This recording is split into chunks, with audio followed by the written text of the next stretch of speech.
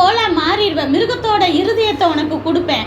மனுஷனுக்கு வேற ஹார்ட்டு, மிருகத்துக்கு வேற ஹார்ட்டு, அப்படித்தானே?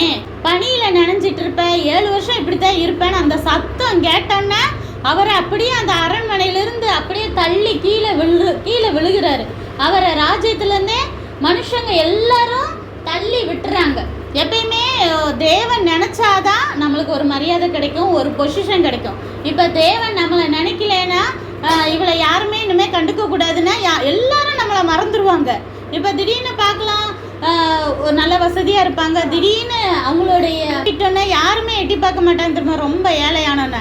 ஏன்னா அது தேவனே அதுக்கு அனுமதிக்கிறார். ஒரு காலகட்டம் இவங்க இப்படி தான் கஷ்டப்படணும், அப்போல்லாம் யாருமே இவங்களை ஹெல்ப் பண்ண மாட்டாங்க, யாருமே வந்து பார்க்க கூட வரமாட்டாங்க அப்படிங்கிற மாதிரி. அப்போ இவனையும் ராஜா பதவியிலிருந்து கீழே தள்ளி விட்டேன்னு என்ன ஆயிருது, அவன் ராஜாவாக இருக்கும்போது என்னெல்லாம் இருந்தது, கிரீடம், நல்ல ட்ரெஸ்ஸு, அவனுக்கு இருந்த மதிப்பு மரியாதை எல்லாமே தலைகீழ மாறிடுச்சு.